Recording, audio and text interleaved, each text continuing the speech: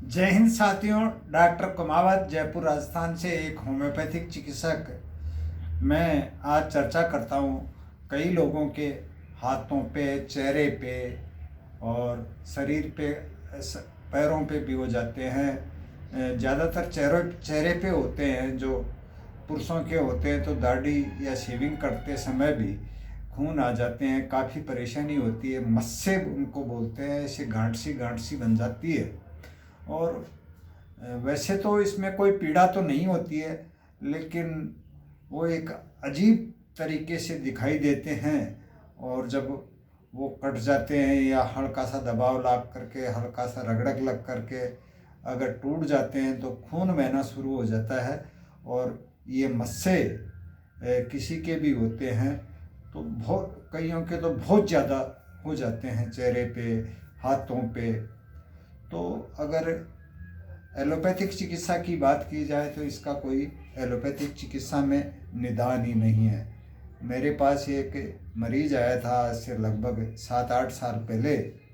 तो उसके चेहरे पे, हाथों पे और पैरों पे काफ़ी संख्या में ये मस्से हो गए थे। तो एक कोई चर्म रोग के पास जब वो चला गया तो ऐसे कोई ठंडा सेक दे करके उन मस्सों को हटा दिया गया या एक तरह से काट दिया गया। उसके बाद में महीने 2 महीने तो वो मरीज ठीक रहा। फिर उसके दोबारा ये मस्से हो गए। फिर वही प्रोसेस अपनाया गया, ठंडी मशीन से उनका सेक करके उन मस्सों को हटा दिया गया। तो उसके अंदर की साइड में, जीभ पे, गाल के जो अंदर की साइड होती है वहाँ, गले में, ऐसे इतनी ज़्यादा संख्या में हो गए कि वो उसकी आवाज़ भी निकलना बंद हो गई, बोल भी नहीं पा रहा था। मेरे पास आया तो मेरे को एक अजीब तरीके का वो पेशेंट दिखा। तो मैंने उसकी हिस्ट्री जानने की कोशिश की कि भाई ये कैसे हुई। तो उसने अपना जो दुख था, जो पीड़ा थी, उसने बताया कि साहब इस तरह से मेरे मस्से हो गए थे और मैंने ठंडी मशीन से सेक करवा करके एक चर्मरोग विशेषज्ञ से इन मस्सों को हटवा दिया। और उसके बाद में ये अंदर की साइड में हो गए। तो खाना खाने में भी मेरे को काफ़ी परेशानी होती है। अगर वैसे किसी के हो जाते हैं कम मात्रा में तो कई लोग अगरबत्ती से उनको जलाते हैं, कई डिटर्जेंट और चूना मिला करके उनको एक तरह से जला देते हैं, लेकिन ये फिर हो जाते हैं। और एक तरह से अपन किसी भी काम में प्रकृति को जब चैलेंज करते हैं विज्ञान से, तो उसका दुष्परिणाम भी अपने को उस मरीज के हिसाब से मैंने देखा। और होम्योपैथिक चिकित्सा की बात की जाए तो बहुत ही साधारण सा इलाज है। एक औषधि आती है थूजा।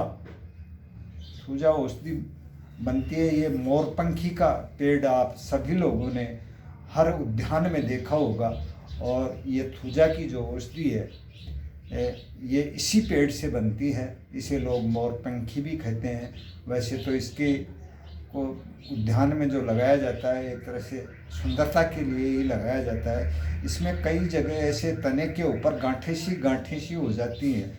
वो एक तरह से मत्स्य का ही एक रूप है। और अगर इस टहनी से किसी भी मरीज के अगर ये समस्या, मस्सों की समस्या है, तो उसका झाड़ा भी अगर दे दिया जाता है तो उससे भी ये ठीक हो जाते हैं। अगर झाड़े से ठीक नहीं होते हैं तो इनकी पत्तियों को तोड़ करके और थोड़ा सा पत्थर के ऊपर या कहीं भी उसको पीस करके उन मस्सों पे लगाने से भी मस्से ठीक हो जाते हैं। और अगर लेने की बात हो तो इतनी सी टहनी तोड़ करके और गिलास में थोड़ा सा पानी लिया, पानी में बस डुबोया और निकाला और उस पानी को पी जाओ, उससे भी मस्से ठीक हो जाते हैं। और होम्योपैथिक औषधि की अगर बात की जाए, इसी मोरपंखी से बनी हुई औषधि आती है थूजा। उसको 30 प्रोटेंसी में आप अगर दिन में 2 बार 10-15 दिन लेंगे तो आपके मस्से ठीक हो जाएंगे।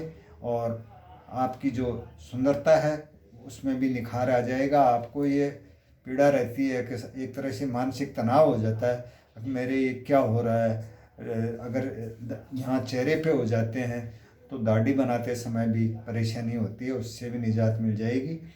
तो मेरा उद्देश्य ये टहनी आपको ये मोरपंखी का जो पेड़ है ये दिखाने का उद्देश्य ये है कि अगर आप इस थूजा औषधि लेकर के ठीक होंगे तो आप अपने तक ही रखेंगे, और अगर इसका उपयोग करके आप ठीक होते हैं तो आप 10 जगह बताएंगे और 10 फिर और लोगों को बताएंगे। तो एक तरह से बहुत ही सेवा का काम रहेगा ये।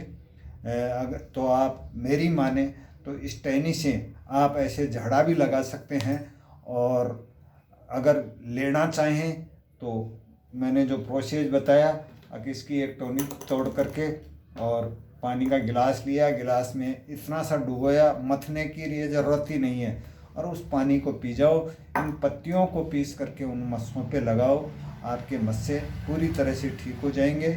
जय हिंद। आप इस पेड़ का उपयोग करके जितने लोगों का भी भला कर सकें करें, यही अपना उद्देश्य होना चाहिए।